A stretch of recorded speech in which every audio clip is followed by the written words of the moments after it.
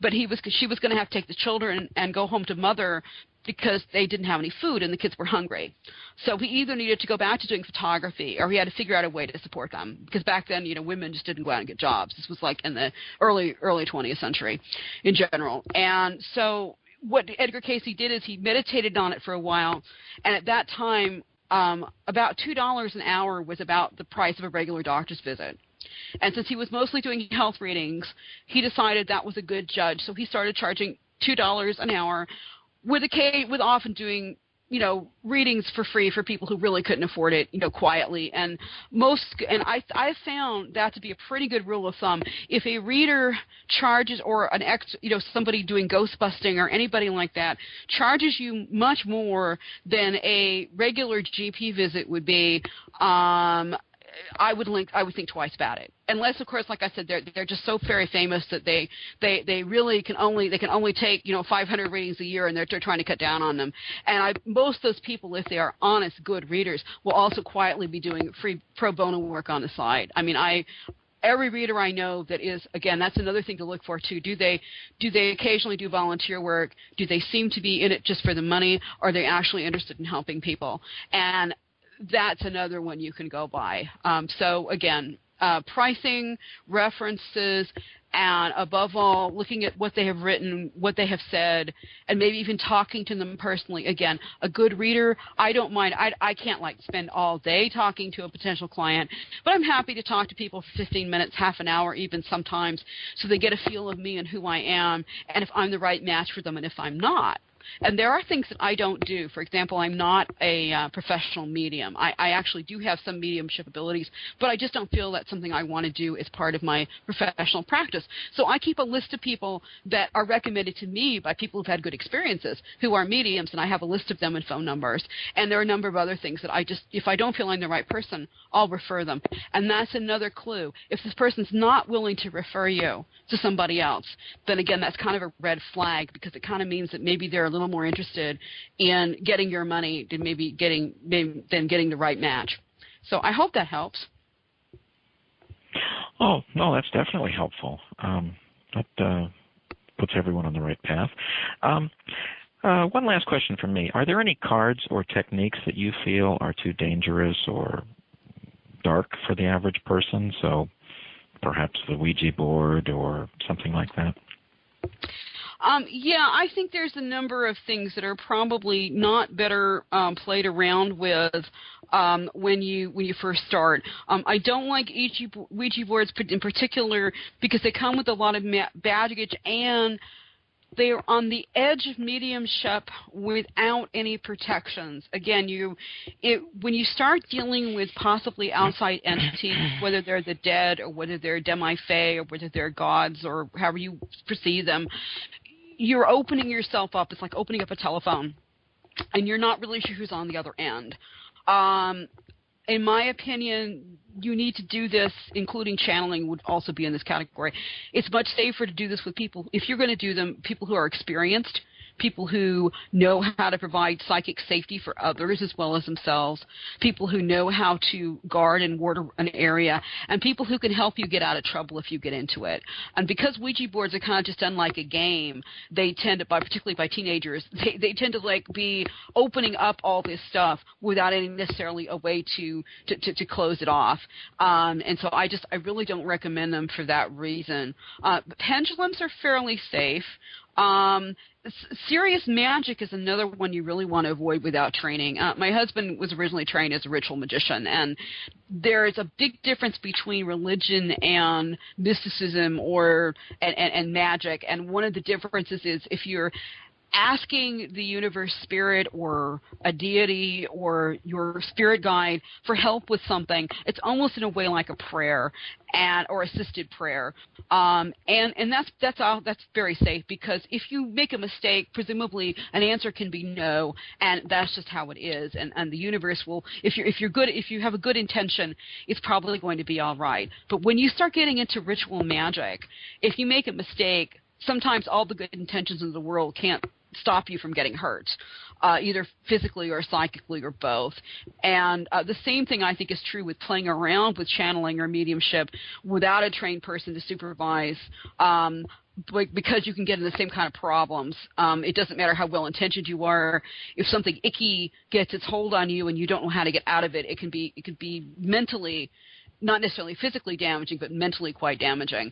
On the other hand, other safe things are dreaming, or what they call intended dreaming, where you practice before you go to bed at night, saying, I want to dream about my past life, or I want to dream that have control when I'm in my dream. I want to be aware that I'm dreaming. Those things are perfectly safe to do on your own or with a book.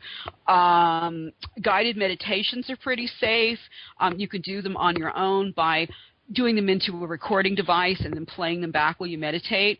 A guided meditation can also be done with a friend. If you sit down and write it down or get one from a good book, have them read it to you. Sometimes if you don't have anybody to train with, getting together with another friend who's also interested and doing the safe things like the guided meditations is a really good place to start, because then you can talk to each other. But you're probably not, as long as you stay away from the really dicey stuff, you're probably going to be okay.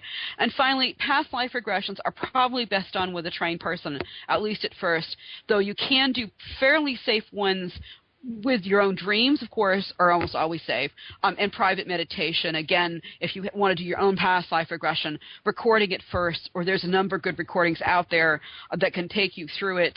The far memory cards that I use, which have recently come out, that deck is perfectly safe and a great way to get your feet wet in experiencing or looking at possible past incarnations in a perfectly safe way. But your actual full past life regression, because it involves trance, again, you probably want somebody doing that knows how to get you in and get you out. And I would say the same thing for shamanic stuff, which I'm also trained in. There's an awful lot of drumming circles and things around, and some of them are really, really good, but some of them are just a bunch of people sitting around not really knowing what they're doing, chanting and beating on drums. And because, again, if they're not properly worded, if they're not properly set up, you can attract all kinds of things.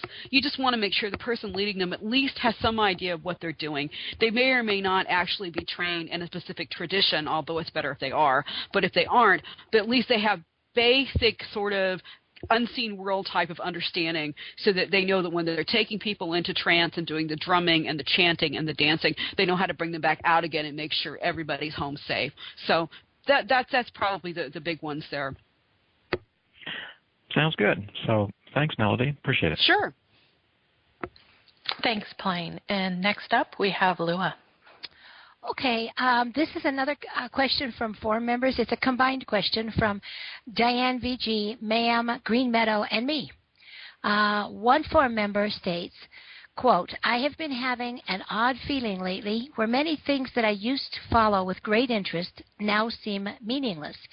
It almost feels as if we're shifting into a new dimension or paradigm where politics, economics, and doom scenarios are not relevant. Some people are calling this doom fatigue, end quote.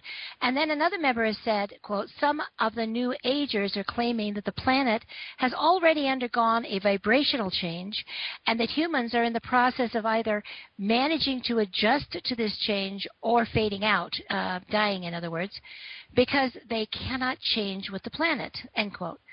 What's your feeling, or what do your readings say about whether there are such changes? Like, do you see, as some people say, that the frequency of people experiencing other or parallel dimensions is increasing? And do you see people physically or psychically moving into other dimensions or astral traveling? Okay, several things first, and I may ask you to remind me if I got lost here. On my notes, what I have is, first thing, doom and fatigue is really real.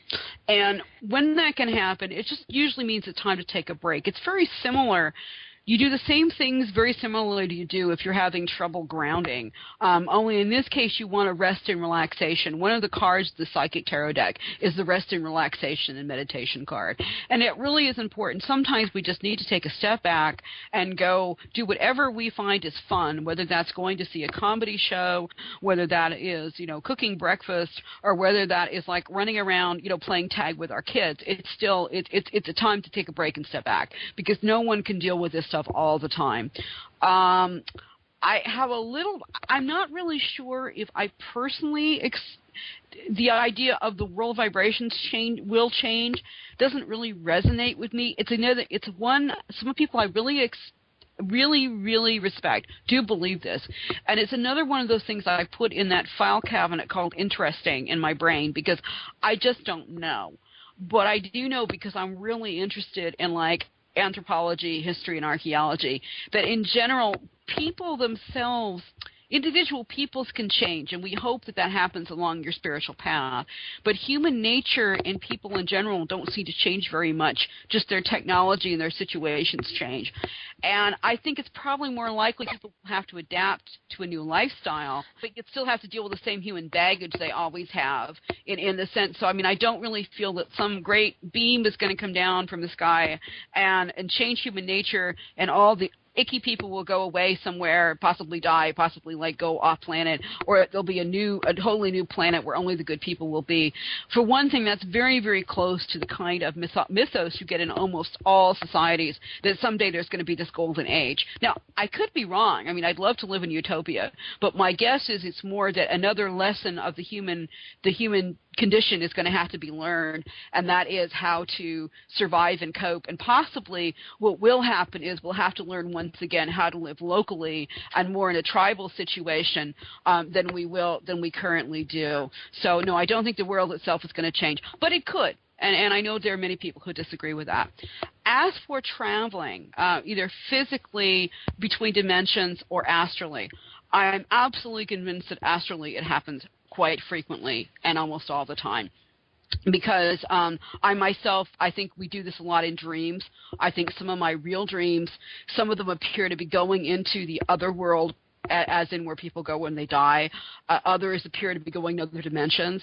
And I've even personally had the experience of what I felt was some very real time travel in my own dreams. So, and possibly that was also astral as well. I don't tend to have it happen as much in visionary waking experiences. There have been a couple of times when I've wondered. But for me, it's always been a sort of spiritual experience. On the other hand, there's some very intriguing stories, and I actually went and looked this one up and put it in my notes. There's the story of the Green Children of Woolpit in England, which is from the 12th century. And it is a story that was repeated by, I believe it was a priest, and he's simply writing about things that he experienced while traveling from parish to parish. And one of the things that makes it so believable is it's not particularly done as anything sensational. It's just a report. And it's a report of two children, a boy and his sister with green-tinged skin, were found at the mouth of a cave called the Wolf Pits. And when first discovered, they were both extremely frightened, and no one could understand their speech. They were eventually taken to the home of the local lord, and they would not eat normal food. They were both obviously very hungry until several days later they were given some bean stalks, and when they were shown how to get the beans out, they just fell on them really, really hungry. Basically what happened was then they started eating. Their skin began to turn regular colors once they started eating, as they ate more regular food. The boy remained really depressed and died of an illness fairly early on. The girl remained in good health, and she lost her green coloring. She was baptized and stayed in service to the house of the local lord.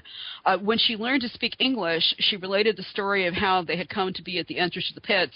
She said she had come from a land where there is no sun, but light such as our twilight all the time. She and her brother were following their flocks of animals. When they chanced into the cave, they entered the cave, heard the sound of bells, probably the church bells presumably, heard the music and followed it, and wound up in the 12th century in England.